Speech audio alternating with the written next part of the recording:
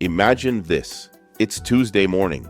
You're sipping your coffee, scanning emails, when your screen flashes a warning. Your files are locked, and a ransom demand pops up. Panic hits. Your first thought is relief. Good thing we have backups. Then, a second thought cuts in. If the attacker got into your systems, what else can they reach? Because if your backup drive is still plugged in, or your cloud copy is reachable with the same everyday access, ransomware can take that too. In a moment, I'll show you the backup move that keeps your safety net out of the blast radius. I'm Kevin, CEO of Sentree Systems. I help small business owners make the right cybersecurity decisions without becoming IT experts. Here's the common assumption. As long as we back things up, ransomware can't really hurt us. And I get it. Backups feel like the responsible box you can check, so you can get back to customers, payroll, and everything else on your plate. Most owners set backups once, see them running, and never think about them again. You're trying to keep the doors open, not run a cybersecurity lab. The trap is that it's backing up is not the same as it's recoverable after an attack. The problem is, ransomware isn't just trying to lock your main computer. It's trying to block your recovery. So it goes hunting for anything that looks like a restore point. Shared folders, attached drives, and cloud storage that's connected to the same accounts your team uses every day. That's why these attacks feel personal. They land on a busy week, interrupt operations, and create a trust problem with customers. They just know you couldn't deliver. I've seen this with a small service business that thought they were doing everything right. They had an external drive on the desk set to back up overnight. They also had a cloud sync, just in case. On paper, it looked solid. Then one morning, the owner walks in and nothing opens. Scheduling, invoices, payroll files, all locked. The front desk can't pull up today's jobs, and the phone starts filling with, "Are you still coming?" They call their IT person, and the first question is, "Do you have backups?" The owner says yes, with relief, and then comes the question that changes the mood. Were those backups connected when this happened? Because the external drive was still plugged in, the ransomware treated it like just another place to encrypt. And the cloud copy wasn't a protected archive. It was a synced folder that the same compromised login could reach. So the backups got hit right alongside everything else. That's when the stress shifts from "we're down" to "we're down, and our way back is gone." Now the business isn't deciding how fast they can restore. They're deciding how long they can survive. Customers still expect work. Vendors still expect payments.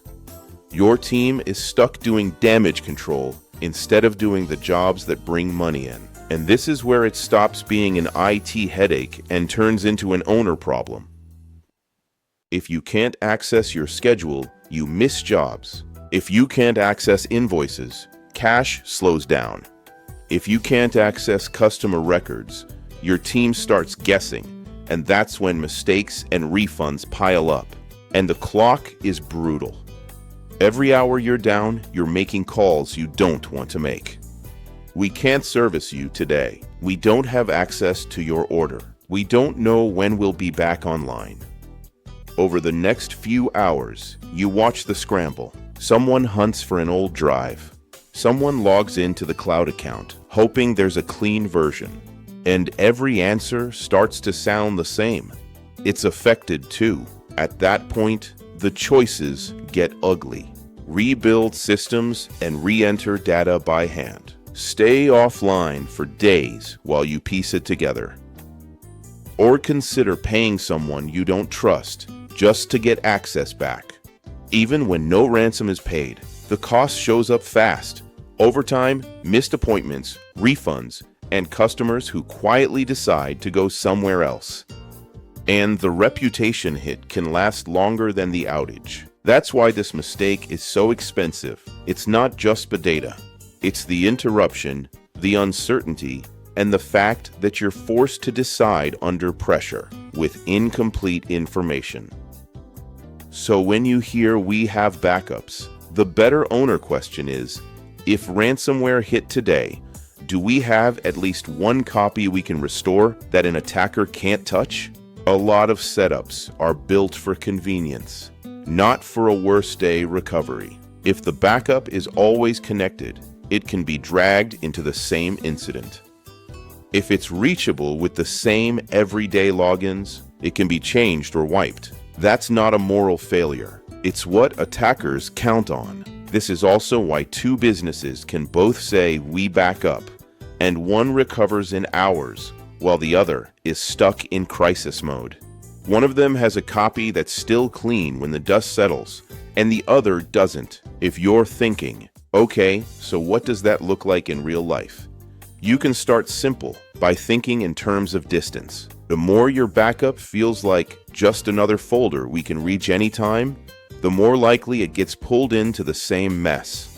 Sometimes owners hear "separate network segment" and tune out. You don't need to memorize jargon. It helps to picture a copy that isn't sitting on the same always-on connection as the computers you use all day. For most small business owners, it looks like having at least one backup copy that lives outside your normal day-to-day access.